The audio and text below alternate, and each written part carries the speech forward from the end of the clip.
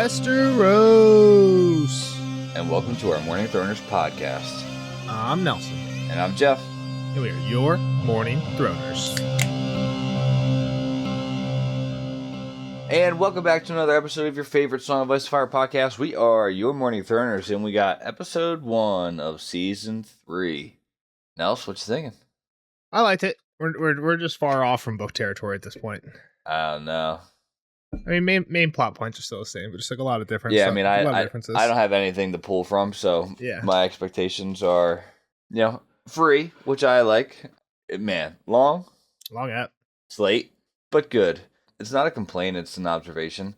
This show is just so much bop, bop, bop, bop, bop, bop. Like, you're all over the place. You know what I mean? Which I get it. You have to be, because there's a lot of shit going on. But it's like, goddamn. Yeah, we alluded to it. Jeff has not read the books on this. I have. Jeff, also, you didn't rewatch season 1 or 2 recently. So how did that go? Like, did you watch the recap? I did. Yeah, of course I did. Pretty good recap. I didn't forget who he was, but like Ulf's name I didn't remember. I don't remember what the other guy's name is. The other Hugh, and then even Alan's brother. Adam. Or is he Alan? He's Adam. So like those names I didn't recall. I forgot the Lannister going and like feasting with the Triarchy. Yep. To like get him on that side. Yeah. So I was like, wait, what was that scene of the pirate lady going nuts? Like I didn't remember her, but everything else was it came back pretty quick. Yep. And I actually re-listened to I think our season 8 or season 2 episode 8, the last episode podcast, and you were big on Bela was gonna bite it. I was close. And then I FaceTimed you earlier today, and you were more on Jace biting it than anybody, right? You mentioned Jace. Yeah, there's enough spoilers that do get to me that I knew. Seep through. Like even in the trailers, like everyone's like, "Oh, her scream!" Like so, I'm assuming Rhaenyra is gonna have a Jace scream or something. Like it was something like she was crying for Jace, and it's like you can't avoid those things, right? And like you've always said to me when I bring up this show, like, well, I'm like, oh, well, they're gonna die. Well, you're like, everyone's gonna die. I'm like, sure, but like they're all dead by the time Game of Thrones starts. Yeah, but yeah, someone has to live at the end of this series. Maybe it's someone we haven't met. I forgot if there was anything I truly forgot was like the Hightower dude. Like I guess I don't know. Is it Alicent's brother? Yeah, he wasn't a huge character before, so he's only in a few scenes with Kristen. Yeah, so like he's looks like he's being a little softy out there in the field. Also weird at the end of season 2 in that montage. So Otto gets sent away pretty early in season 2. Is he in jail? He got sent away when Aegon got pissed at him for not doing it. He was just like sending letters, and he got pissed when Otto got pissed when Kristen Cole sent Eric to kill Eric, and he's like, "That's a dumb plan." And then Aegon basically fired him, so he left. And then we didn't see him at all in the second half of season 2 until in the last montage at the very end when all the armies are getting ready. We see that same thing that you see. I think they showed it in the recap where he's behind bars. I took that he's being smuggled in past the blockade somehow. Because we had heard that Aemon sent for him. Aemon's like, I need him back. Larry's bring him back. But it's unclear because Larry seems to be leaving. So who knows what's going on with Otto. And then we didn't see him at all in this episode, even though they showed it in the recap. So I don't know. Yeah, a lot to cover. Rating? Do we rate it now or do we get into it? I forget how we normally do it. We can do it now. Again, I'm putting all the differences from the book aside. I thought it was pretty good. You're gonna dump on it. I can already tell your energy coming in. You're dumping on this episode. I'm gonna say 7-9. I think at this point, like I'm just at peace with that. It's different than the book. Are you gonna tell me what? I was thinking about some of them that I could probably say that aren't spoilers. Like, there's still a chance that they tie it in later, right? Or no? Is it like that's? I think if I tell you that like somebody that died in the book that didn't hear is maybe a spoiler because it might insinuate they're gonna die soon some other way. Yeah, I don't want to know. I don't want to know any. I want to try to. But there's not much of that. But so like the one main thing is like Bela, I don't think takes place in the Gullet battle, but all the other new dragon riders do.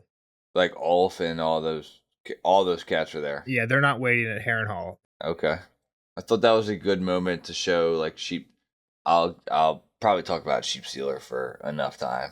Yeah, so we can jump in. That's the first cut is Sheep Stealer. My rating, I would. Oh, yeah, what did you say? 7-2. I said 7-9.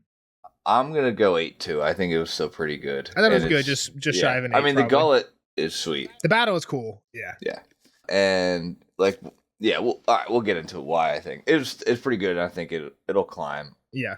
I mean, I'm sure the world's gonna say like 9-3, right? But that's just kind of how even. I also, it's funny because I listened to our podcast on the last episode of season 2 after I rewatched season 2, and when I rewatched season 2, I liked it. And then when I re-listened to our podcast, a lot of stuff that we were saying was like, it sucks that basically in the last episode of season 2, Alan finally flips out on Corliss. It was like, you never did anything for us, and now you want us back now that like your other heirs are dead. Like, that's kind of, like, you're kind of like.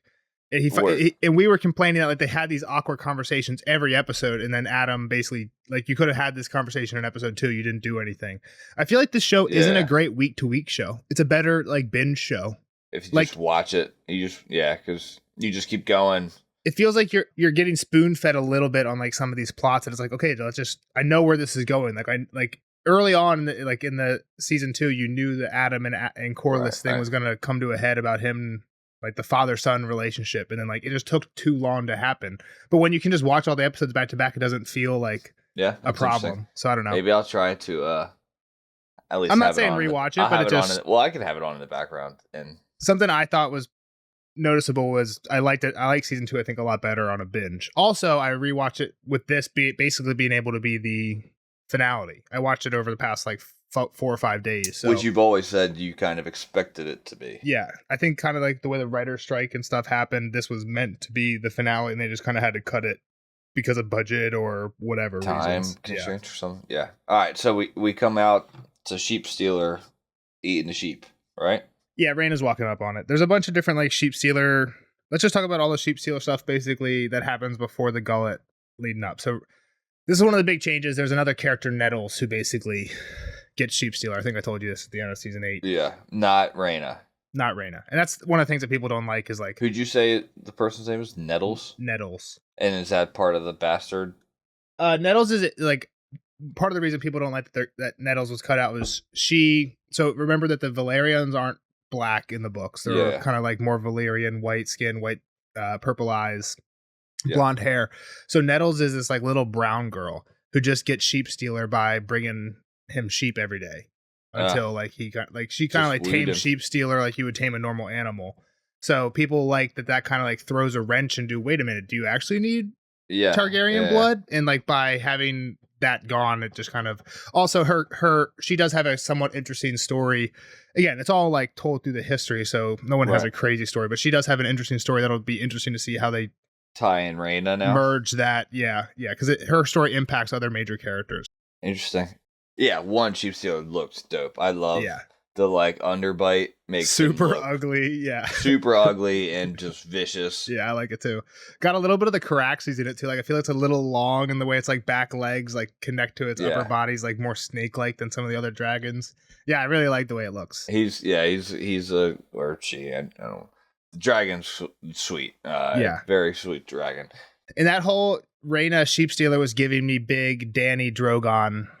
Were you getting any of that? Trying to no. It honestly gave me more like, I don't even know. Nah, I didn't really get Danny vibes. Just because when Danny first escapes with Drogon from the pits, she basically gets stuck on this like, I think they're kind of like on a mountain that Danny in the book she nicknames it Dragonstone, and she like tried to get Drogon to take her away and he won't. I get what you're saying. She ends up like eating like the leftover meat that Drogon's like has charred left on the bone. It's kind of cool that sheep stealer brought Raina food, but also like gross that it was regurgitated sheeps that he then charred up. You don't think he went out and found new sheep? You see it. He like comes up. It doesn't look like he has any. I thought he was bringing food, and then he like pukes it up. And then he burns it. Yeah, he was just carrying them in his mouth, I think. Okay, that's a little bit less gross, but it looked to me like he puked it up. Threw them up. I think they were live sheep, and then he burned them. Okay, maybe. I thought it was more like a regurgitated thing, but who knows? Like a bird does. No, I don't think so. Isn't that how a bird feeds its young? Yeah, but I don't think that's what happened at all. I mean, we could... You might be right. I have to rewatch it. But yeah, and then there's the part where she tries to sing to it.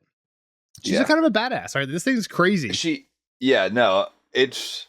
I think it's one of the themes of this show is that like these characters will do anything to get what they want. Like just like Aemon did with I got probably just more Aemon getting Vagar vibes than just like the rough ride, blah blah blah. But like these characters just want the power, what they want, and they're going for it, right? Like I don't think Jace really wants to be king. Jace wants to fight, right? Like and he went and fought. Yeah. Rhaena really wants a dragon, so she's gonna hop on this dragon no matter what. And it's just like everybody has their own kind of thing. Yeah. And they're going for it, right? So yeah, I thought she looked a little.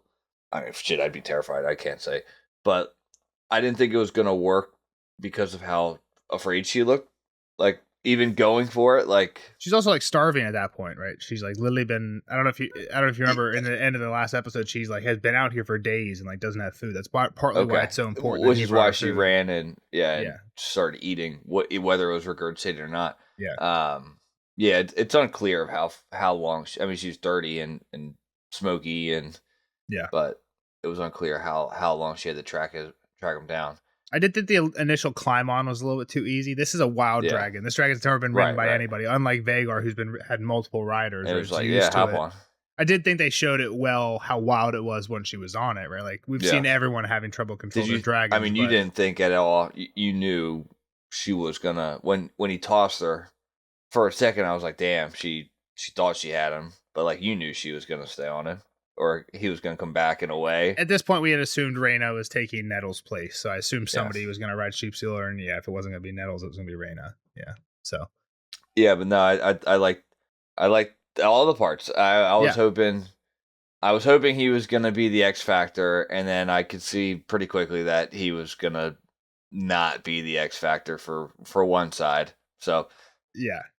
It's kind of cool, yeah. And I think this was one of the things that I was the most upset about at the end of season 2, just because I was still holding out hope for Nettles. And after 2 years, I'm just like, okay, whatever, show's different. We're getting and I like the way they're doing it. So there's probably a lot of like book fans who are really upset about, like maybe even still after episode 8 of the last season, that they're holding out hope that we are gonna get Nettles. But at this point, I don't know, and I like the way they're doing it. So next scene. All right. So it is interesting that it's not her sister in the fight on Sheepsealer, right? That makes the battle different. Or Bela's not there, you said. Yeah, you could basically just take Bela out of the show too, and nothing super different happens. I mean, I did like that conflict that they had with them, but like she doesn't. I enjoyed the conflict. I wish they could have done more with it. We'll get. Yeah.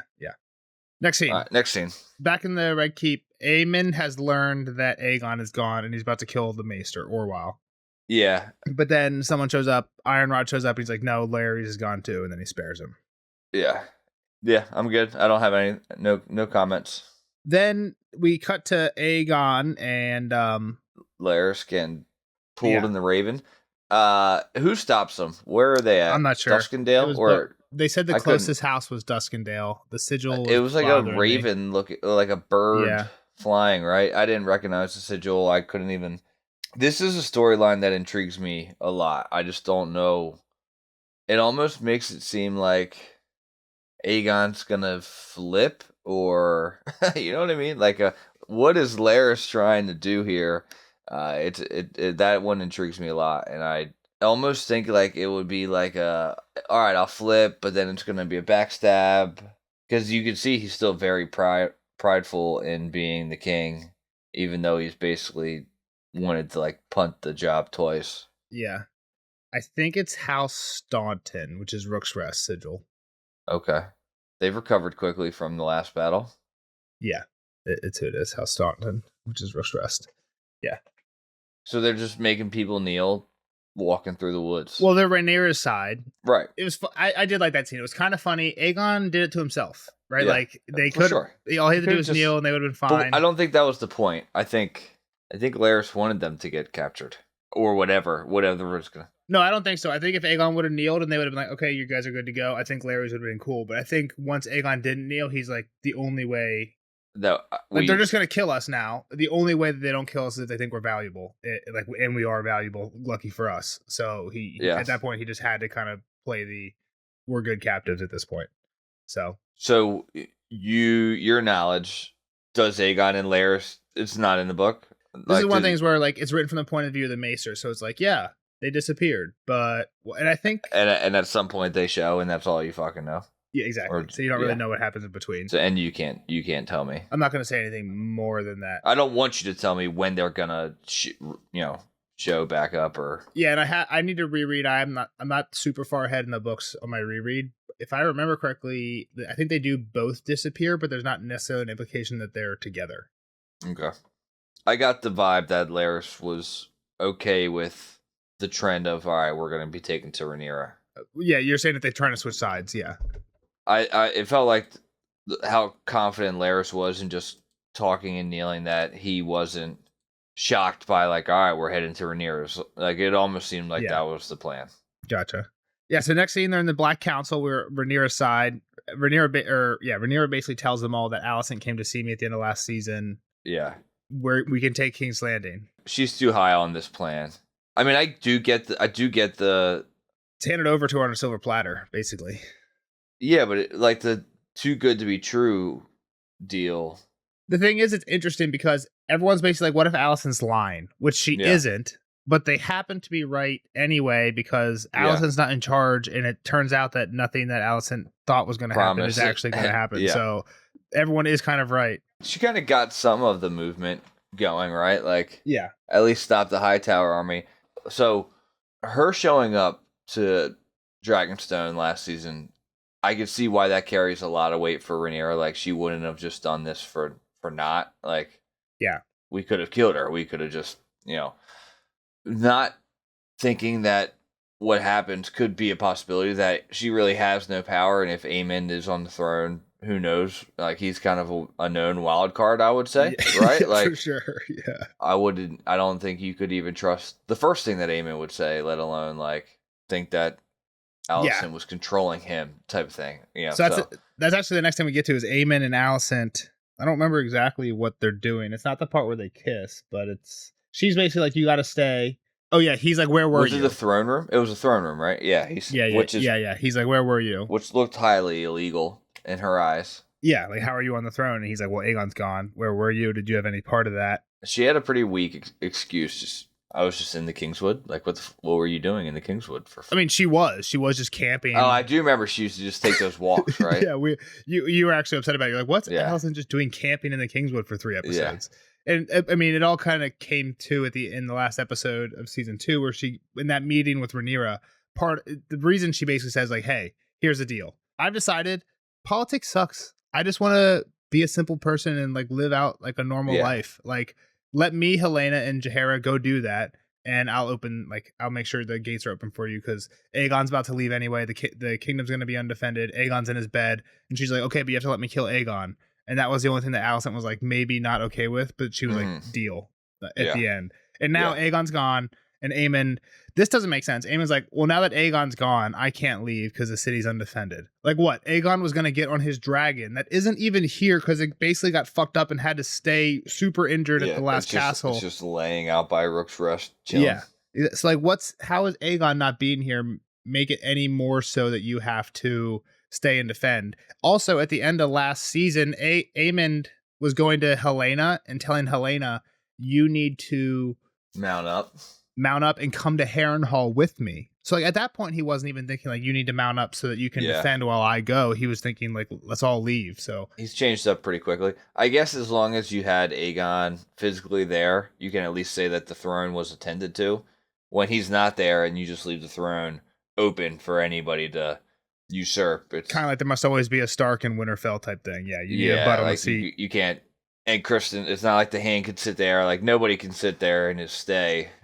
Helena's a close second, but Helena or Alicent, I guess you could, but I don't think there's much trust in that. So, but Daemon does say we have a Hightower army, which we see a little bit later, 15,000 men, and Daeron with Taraxes, his brother with his dragon, and we got the Triarchy fleet coming. So that was my question. That was the blue dragon.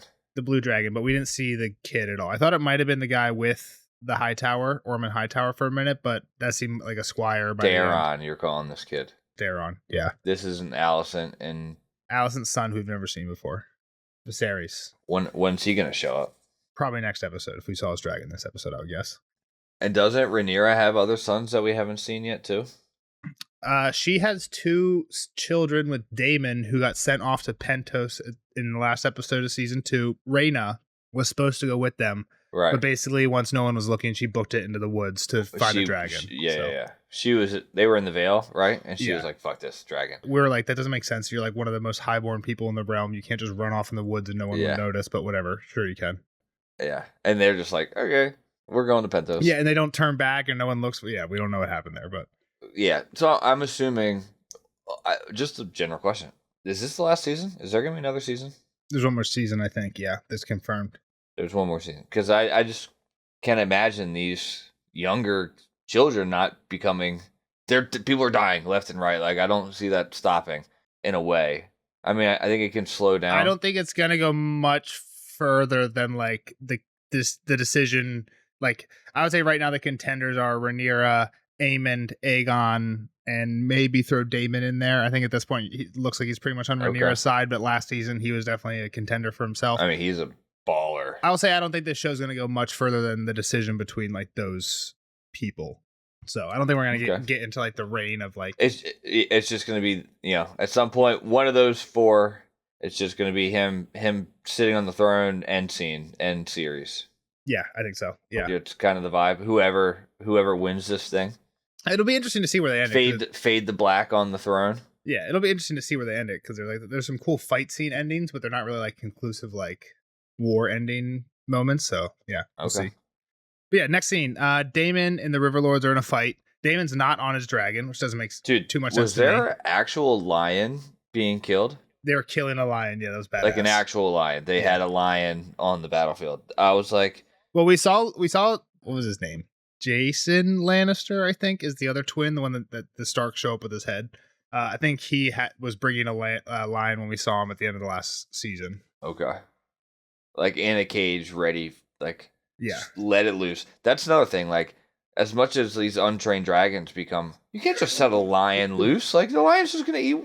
So you would do a sheep stealer, just start killing everybody. Just like swiping at everybody. But, all right. They probably didn't believe that. They probably thought, like, oh, we're lions. Like, we're Lannisters. They're not going to kill us. You know what I mean? Like, but yeah, probably not true. We have lion blood. Daemon's a boss. It's a boss, but it's like you have a dragon. It's there. Like, Caraxes was there. Like, Caraxes is chilling. He's doing his thing. You'd think you'd have the same problem. If Daemon's not on Caraxes, does he know who to kill? You think there's a little bit more of like a magic-y connection there, so maybe, but still, like, get him on the dragon. It's also just more dangerous to not be on the dragon. So I don't know. I don't understand why you're not on if you have it. They just want him to have a sword fight scene. That's why. Sure. Because it looks cool, which is true. It does look cool. But you don't know. Obviously, that was the end of the battle, right? Like, he could have been on it for the first for sure. 90%, and then, like, as it starts to really dwindle, like, all right, let me go down and actually slice some of these motherfuckers up. Yeah. And the Starks come out of the woods at the end. I do think there's something with the trained dragons having a better... Because even Jason Bela's dragons aren't lighting up every ship. They know what to pick and choose. They can listen and stuff, yeah. Yeah, but it's not like they're like, hey, second ship on the left, burn that one. They're just burning... I feel like there's a little bit of steering, but I don't know. It's hard to tell. They're intelligent, there's a Dracarys, there's a steer, but... They're intelligent. There's some instinct too, right? Like, they're fighting as well. And to your point, I wish there was more. There might be more that you have to slow it down to see. There is a moment in, I think, season 1 when Daemon's fighting the Triarchy where he gets shot in the shoulder. He's on Caraxes on the ground. He gets shot in the shoulder by an arrow, and Caraxes screries. Like that type, like that shows there's like a connection there, which I think is where part of that intelligence comes from. I do agree with you that there is. Whether it's a warg or just, I mean, it's got to be wargy, right? Like, if dragons are magic, yeah. You just said to the point, like, it's safer on the dragons. I feel like there's just arrows being flung at every dragon. Yeah. Like, I don't know if it's that much safer. Like, you could just get plucked by an arrow. The big ones, like even Sheep Stealer, like, or Vagar, like, it's hard. You got to get an arrow up and over. You're pretty protected on a Sheep Stealer. Jason Moondancer, like Vermax and Moondancer. Vermax. That sucks that, I mean, I get it. They literally, like, were born together, right? A hashtag. So it was only, like, I don't know, 19 years old dragon. Yeah. But, like, I mean, shit, so was Drogon got a lot bigger than Vermax, a lot faster. Yeah. Again, he had a little shrimp dragon. It doesn't make sense how the Dany's dragons grow as fast as they do. Yeah, they were on protein. Yeah.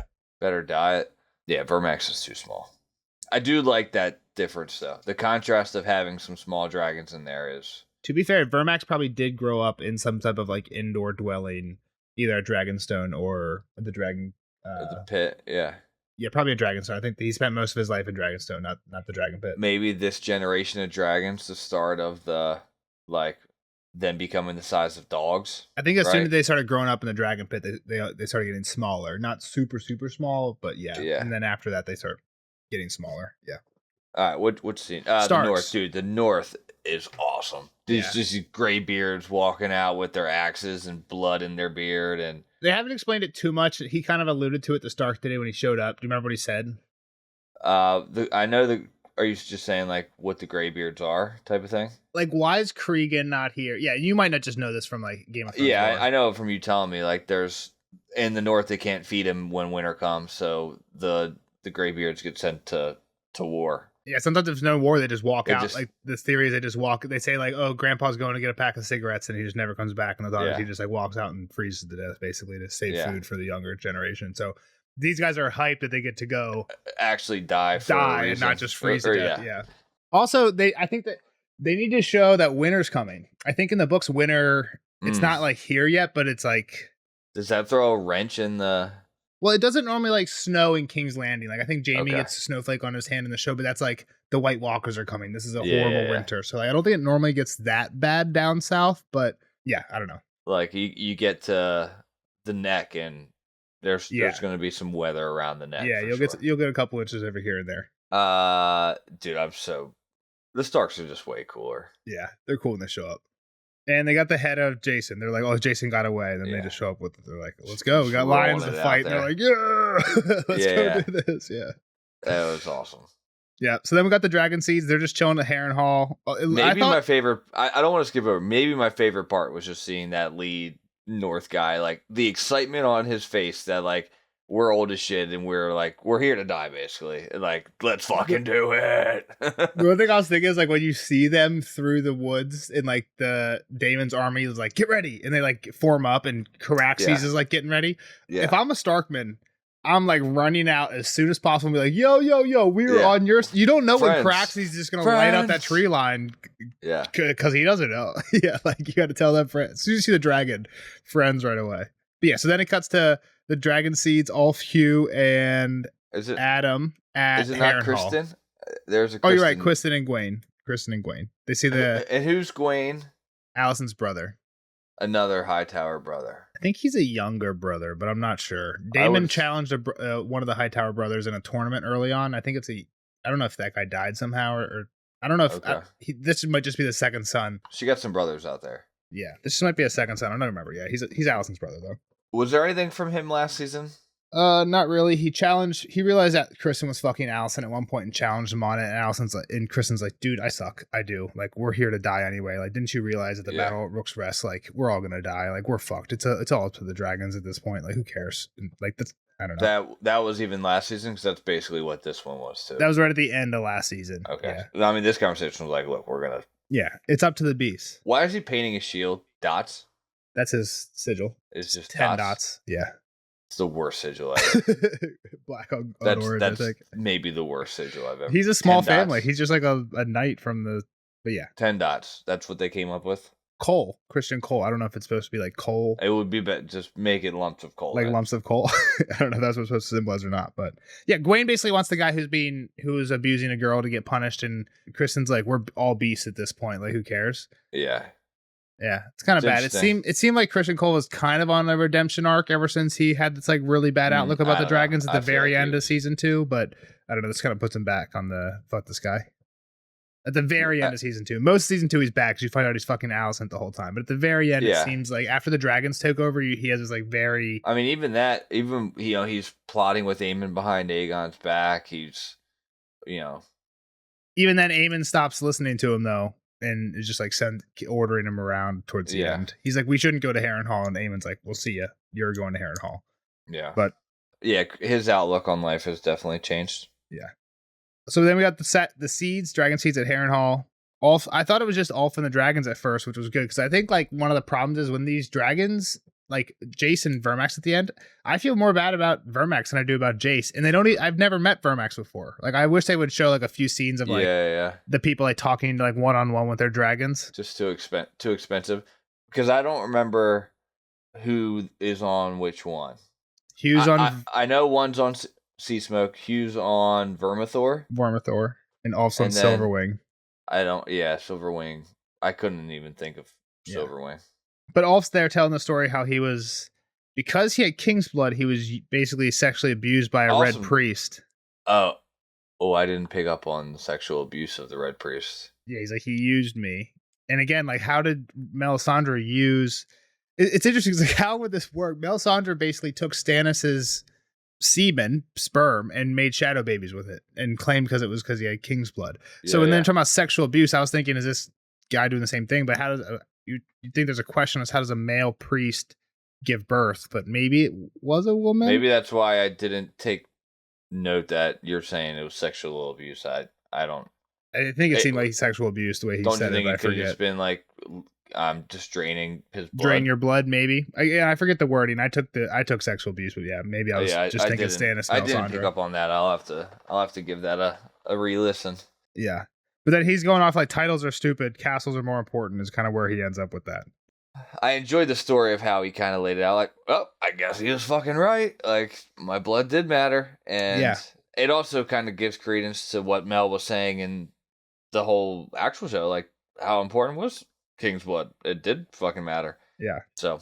The only thing is, Adam is Corlys' son, but Corlys isn't a Targaryen.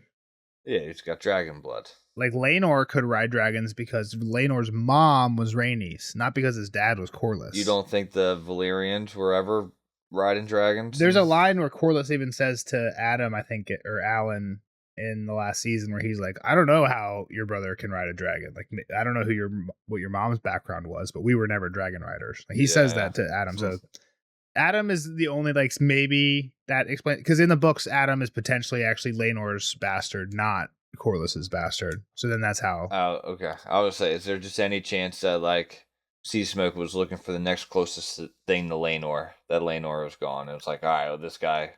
Yeah, this guy will do, right? Maybe like, that's a good. And maybe chance. This is like your Nettles in a way, right? Like here's a rider that's not. Yeah, you can get it some other way. Yeah. Yeah. But yeah. So the next thing, we're about to rain a sheepshield, but we already talked about a lot of that. Alicent and Helena. She basically says Aemon's afraid, is what Helena tells Alicent here. And then she sends a letter to Ormond from the king. Ormond gets this later, and what's it say? It says, hold steady, don't move. Don't move, and Aemon is going to join you in 2 days? I believe so, yes. But then she tells Aemon to go to Harrenhal. Yeah, no, Alicent's trying to pull strings to, I think, get what she promised done. To happen. So, like, Aemon, go to Harrenhal, Hightower army, stay. So, because Aemon had told her that the Hightowers were coming, they were on their way. And she sends the letter saying, hey, hold where you are. Gotcha. Yeah. Okay, so gotcha. Okay, that makes sense. So she's trying to pull strings behind Aemon's back, which I would assume goes poorly, and once Aemon finds out in the future. Yeah, it would be a fun rift. I was hoping for a Helena riddle. We didn't. There was nothing really riddly in her. I will say at the very end of season 2, when Aemon basically says, "Hey, you get on your dragon. We're going to Harrenhal." She's like, "No, it doesn't matter if I do or not. Even if you kill me, it won't change what happens to you. You're gonna die." She actually says, "You're gonna die in the God's eye." Yeah, and then he says something about Aegon not even being around, and she's like, Aegon is still king. He will sit the throne again. He has an iron throne. And then in this episode, in the scene with Aegon and Larry, he says something about like, I'm sitting on an iron throne of bird or a wooden throne of bird shit or something like that. Did I say she says iron throne? She said wooden throne. Yeah. She's like, he currently has a wooden throne or something like that. So at that point, that was one of her riddles that I think you can kind of solve with he's escaping in a wooden cart. Mm-hmm. Yeah. So I thought that was kind of cool. Yeah. Unfortunately, I know the God's Eye kind of spoiler too, but that's okay. I think it's going to be dope. Let's not say more than that, but I think Helena saying you'll die in the God's Eye She's been right about a lot of things. Yeah. So, right. Yeah. Next scene is Corliss and Alan. They're talking, basically. Send Drinking some some ships to fire the wine. city. Here's some fire wine. I don't understand this triarchy, how they are just so strong of it's literally just every pirate just banded together and 3 times as many ships, 3 times as many. Yeah, Mir, Tyros, and Lyse are normally fighting against each other. In the books, they just happen to all be like at peace at the right time when Tylan showed up. So he got like all of them on the same side to kind of all join up and come over here. So that's kind of how that works. Yeah. The conversation, the one thing is, Alan says, you might have helped us a little bit, but you didn't give us a name. Which I think probably strikes home with Corliss because he had that big conversation with Rhaenys where she's like, your blood will take the throne. Why do you care if it's a Targaryen? And he's like, no one remembers blood. The realm remembers names. Do you remember that scene? It was like a big, I think they used it in trailers and stuff. 1? Yeah, I think it was season 1. Yeah, I do recall that. Yeah, so. And then the alarm starts, the battle kicks off. But we kind of cut away and don't come back to it for a little while. Yeah. So, yeah, we got Thailand is on the boat with, we do cut to their side real quick, and basically Lohar, I'm not even gonna try to say the first name. Pirate Queen. The pirate captain, admiral, yeah. She's like, we're after Corliss. We're going to High Tide. I don't care what you said, we're going to High Tide. Also, you're an idiot for wearing armor in the water. I do like how they showed that a lot. A lot of people were wearing armor. Corliss is wearing armor. It doesn't make sense. Adam fell in the water. Alan got all of his off, though, when he made the climb out. That's so, like, that's one of the most unrealistic things ever. I do like how they're trying to show how that's important, because that's like a big thing in the books that they talk about, but there's no way, like, you need a squire to help you get your armor off on land, and I think it takes a while, and he somehow did it without. Right. It's like belt hooked, right? Like, I mean, he did have a knife, unless because he knows, like, hey, this shit's going in the water, I'm not getting this back, unless he just starts cutting parts off, like, maybe that makes it faster, but it seemed unrealistic how fast he got it off to me. But all of it off. Yeah. I mean, he wasn't drowning, he was, like, in a sunken ship, right? Like, so... He was like waist deep going down, so he knew it was getting bad. But yeah, he had gone onto the lower deck, and he was like waist deep. Yeah, he had some time. But yeah, so that was a little bit ahead. But yeah, here we learned that Thailand basically no power, not in charge, no control, and this gives you power over me. A little more sheep sealer stuff, but we talked about it. This is where we cut to the high towers. There's another sigil there I didn't recognize. The cross chains. This dude just couldn't smell this dirty rider. He literally brought perfume out, right, to mash the scent. Yeah, he's like guy. Pompous. He's like, yes, he had smelling salts. He was pissing me off. That guy's gonna die. The first second he's in battle, he's getting a spear to the belly, and no kills under his belt.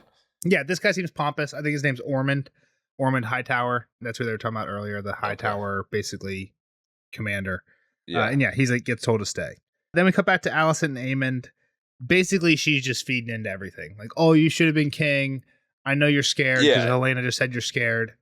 She's pulling strings, trying really hard to get him out. And what do you think about this? Because it's weird, but then it kind of makes sense. After the first 2 seasons, because you, I don't know if you remember, but Aemond is always going to that one whore and just cuddling with her though. Yeah, he needed some motherly love. It seems like he's missing a mom relationship, and Allison's kind of finally just feeding into it hard. So my question for you is did this work? I think it was too hard. I don't think he kissed her and he's like, okay, I'm gonna go. Did it work? One, that was not a kiss your mom kiss. That was weird. It was 100% super weird. She's even weirder. You can tell. I think she acted it great. Her eyes are like, what the fuck is happening? But I think she thinks I'm getting what I want, so I'm not going to cut this off. You know what I mean? Yeah, no, for sure. I don't think Aemon's ever going to tell anybody what he's actually going to do. You know what I mean? Did it work? That's my question. Did it work, or is he just making her think it worked? Vagar's, he's probably in the dragon pit with Vagar. I don't know. Vagar can't fit there. I don't know. He's somewhere. The thing is, this is far enough off from the books to this point that I don't know, if it worked. I don't know if I think this is one of the most interesting questions. Is Aemond telling did she actually? Because it does seem like his weakness. The whole motherly affection thing seems like his weakness. So I'm this might have worked, but I also don't. He's such a tricky. Yeah, he's too tricky to know. Yeah, and it was to the point, why did he kiss her like that? What is going through this man's head? It almost seemed all right, maybe you can be my other wife. mom. Like, that shit was weird. Yeah, like even if that is his weakness, like that's not so he would know that's not socially acceptable. So like I don't know, yeah, maybe he is just like fucking with her. I don't know. It's hard to tell. It was weird. I thought she laid it on too thick for. She was laying it on super thick. How like she was just feeding into all his like you should. She believes it though. She's crying at the end, which is basically like. But he seems like one of those guys who also just might eat that shit up and not realize that she's just like stroking his ego. I don't know. It's so hard. I think that was a really good scene because it's like, it was so weird, but also like it wasn't weird in the way like when Rhaenyra kissed the White Worm in last season. Like that was weird for no reason. It like had no implications. This is weird, but it's like I don't know who actually got the upper hand of this of this situation. Like it's so like that was a weird moment. Yeah. I didn't know. I don't have many words for that. And moment. And Alicent cries a little bit. After he like kissed her and walks away, she's like that's why I think she thinks that it worked because it's kind of sending him away to like not have what she she just lied about everything. It's like fuck, I just lied to him again, or is she thinking like fuck, like I'm gonna have to just like kiss my son every time I want to get something from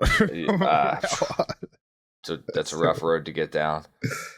Aemon's a weirdo.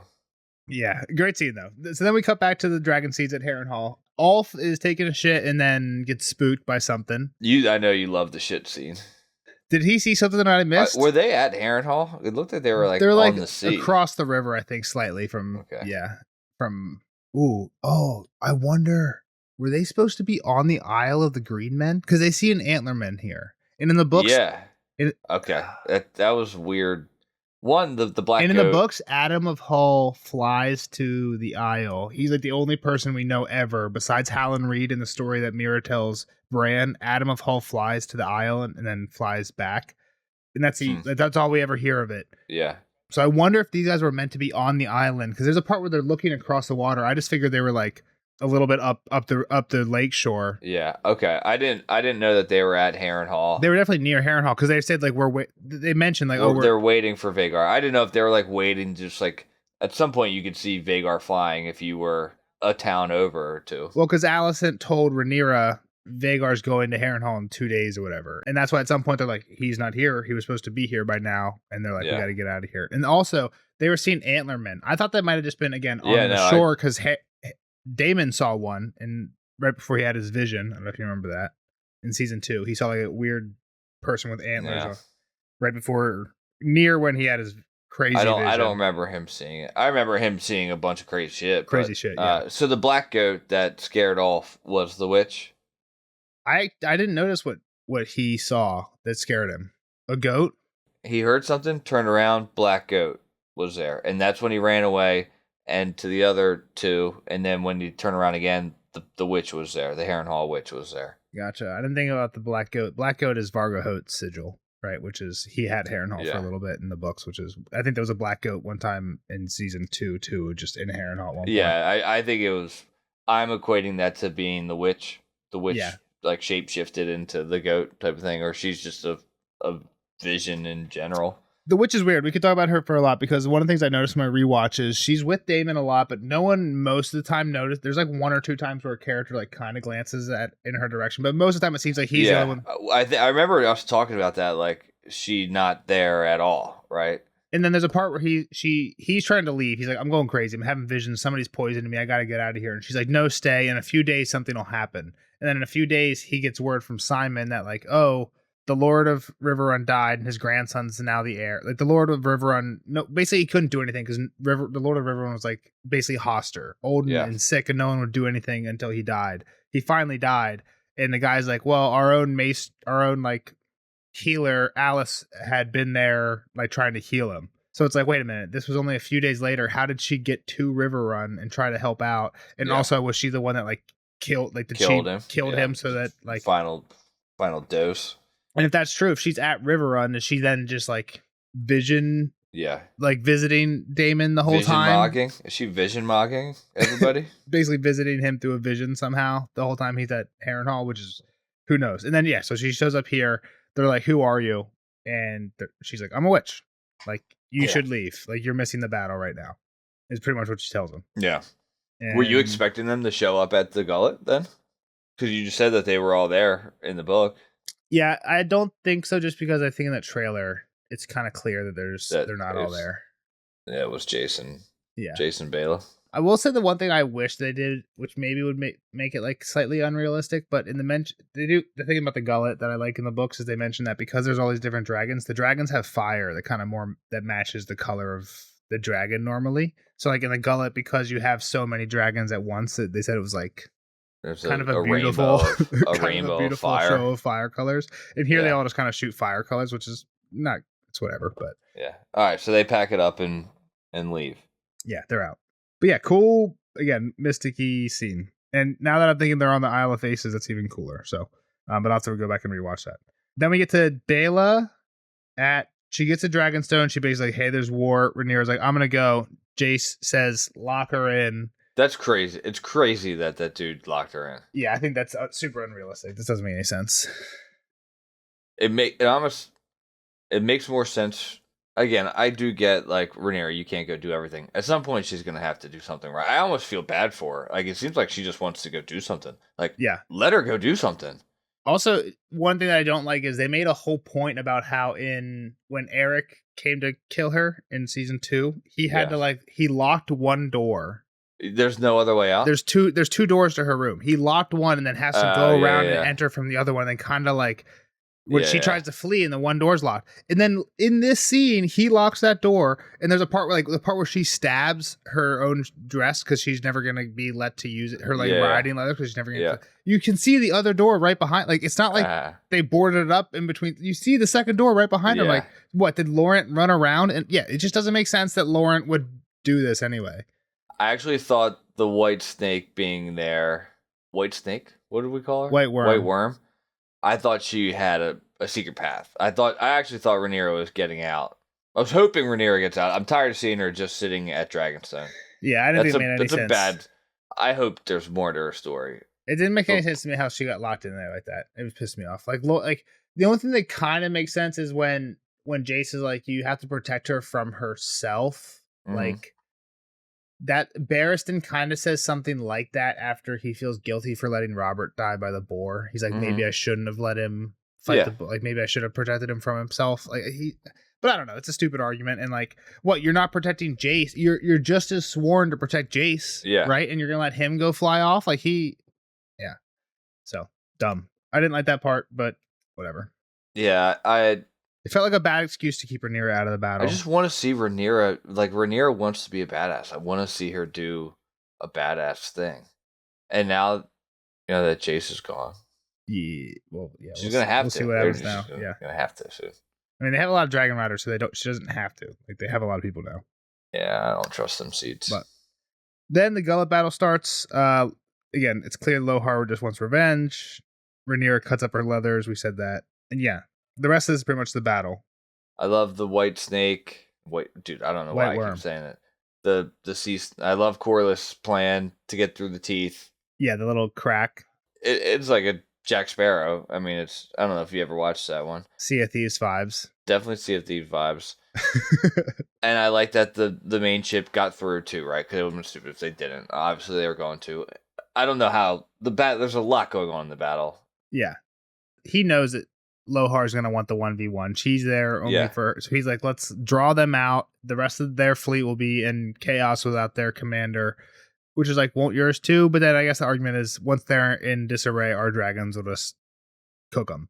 Yeah. So he draws them out. Yeah, they end up having the 1v1.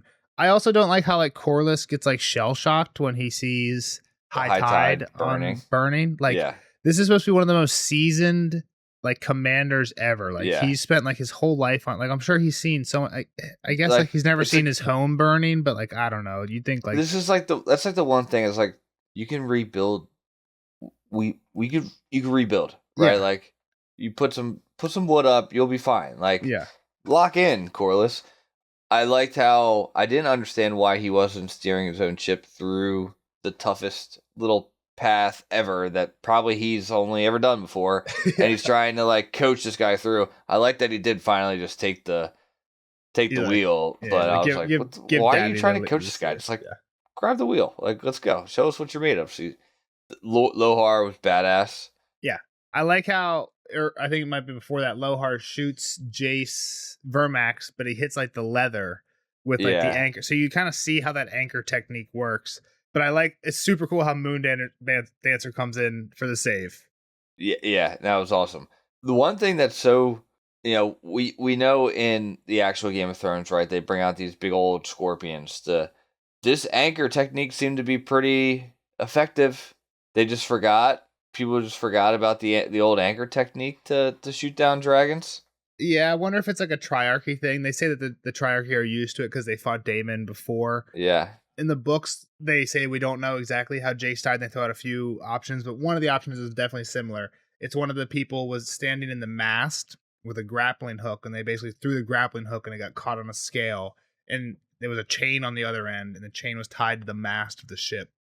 So that basically it got caught on the scale. Once the chain got tight, it like cut a big gash, and then the dragon fell into the water, and then once it was in the water, they shot Jace with a bunch of crossbows. So very similar. Again, they don't have like this designed anchor thing. It's more of like a makeshift, like tie the chain to the anchor and throw a grappling hook like Hail Mary. Yeah. But definitely that's what they were. Vermax getting hit twice with these things, like hit 0 evade points for Vermax. Jace needs to have a little better awareness. I mean, Jace / Vermax was just a spear magnet. Moondancer's out there fine. Yeah, and I guess like to the point of like, why do they have it in Game of Thrones? Like they haven't needed it for a while, so like a lot of this, like you don't need it, let it go. You didn't gear the ship up. I would say the moment if you have a ship and you hear, oh shit, dragons are back, probably throwing one of them somewhere. Well, that's why you have Qyburn. Qyburn's like, you know what? I read a book and they used to have these things. Here you go. Let's pull them out. He just didn't read the chapter about the anchor technique. I'm glad Bela survived. Yep. Sheepstealer. When Sheepstealer shows up, what were you thinking? You're like, oh yeah, we got a third now. Let's go. Three. Well, I was hoping Sheepstealer was just gonna, but then again, it doesn't make sense for him to be able to just come in and like know how to fight. They've obviously trained these other ones. Like you're just throwing a raw dragon into the fight, wild dragon. He should be just burning everything down, and he should be kind of almost going after Moondancer and whatnot. And I just wish that it's what I was going to say earlier, that there was more of a scene conflict in like Bela and Rhaena's eyes. Like obviously said like, no, that's my sister once, and I think. Well, for most of it seems like when Sheepstealer starts chasing Bela, it seems like Bela doesn't know who. Bela attacks Sheepstealer at first. It's Ryder, right? Yeah, which is cool. I could see the conflict arising that Sheepstealer wasn't going to be ready for this moment as a trained dragon. So there was going to be a conflict where Bela and Jace were going to have to try to stop Sheepstealer. Like that was pretty obvious, I think, pretty quickly. Yeah. And then Bela is just like attack the rider. So like if it in the haste of it all, I actually was thinking that Rhaena was gonna. It was too early for Sheepstealer to die, right?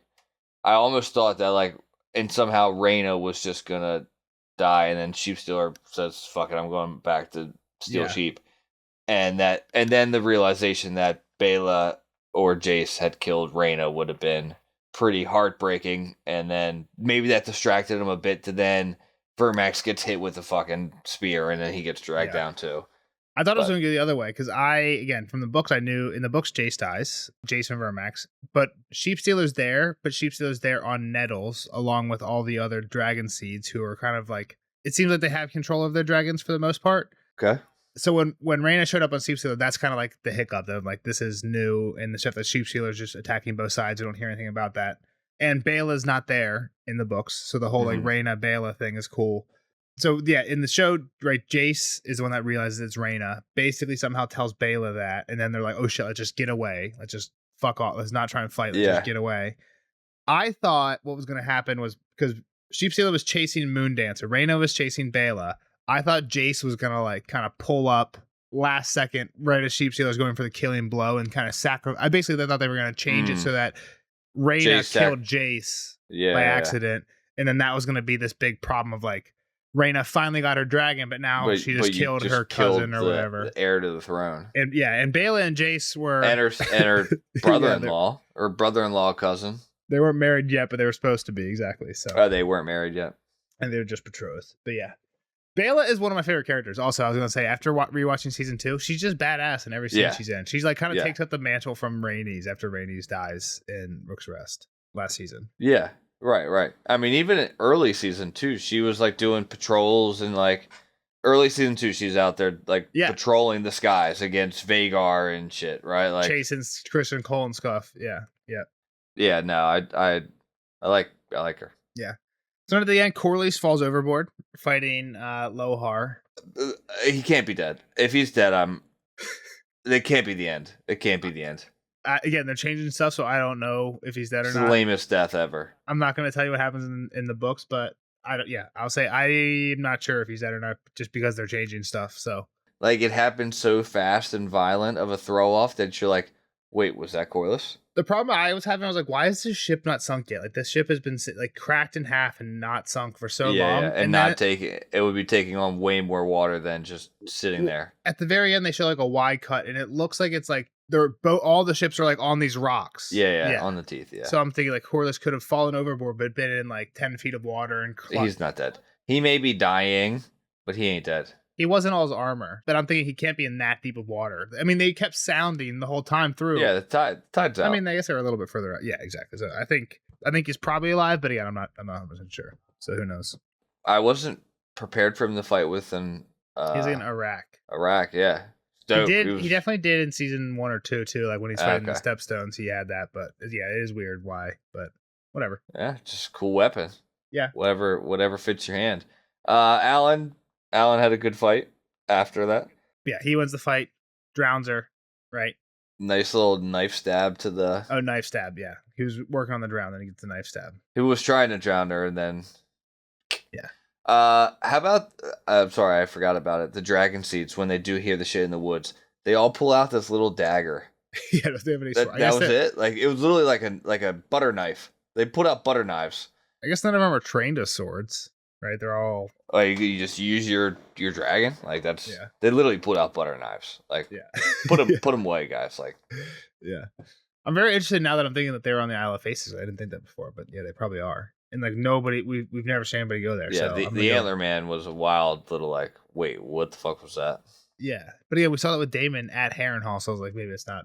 That's why I didn't think anything of it at the time. Yeah, I don't remember that part of the scene. But yeah, all right, cool. Well, good first episode. Vermax just sinking is sad. I was half waiting when Jace got off. I was hoping Jace had a little bit of more ability to like cut himself, jump in the water, pull out the spear, like one more flight attempt, like. But he, just rose to the top, and then I did like the subtlety of just like arrow, bam, bop, bop, bop, bop, bop. Like it was. The thing is, you'd think that anchor technique would work pretty well on ground too. Like instead of just shooting a harpoon at a dragon, shoot a harpoon attached to a tree. The other thing too is like, how heavy is this fucking anchor that they just had the ships lined with them on the side? Well, the first time Vermax hit it, they hit the collar or whatever. He dragged it fine until the anchor got caught on a ship. Yeah, and then that's when he and Moondance had to come save him. You think he was doing all right with that thing? And even the second time, it wasn't immediate. He slowly went. Like Moondancer had a shot that just wasn't enough room. Like it took a while. That second shot though hit some flesh, hit some organs. Yeah, because he was bleeding in the water. Yeah, so another one bites the dust. Yeah, I like how they showed that sad. They needed to bond with the dragons more so that I care more when they die. Even though I already cared more about Vermax than I did about Jace in that scene. Yeah. Well, but you were already chalking Jace up though. I mean, I chalking both of them up. It's got to be weird for you to know, like you obviously knew Jace was dying. You said it to me. I know who's dying, and you know pretty much when.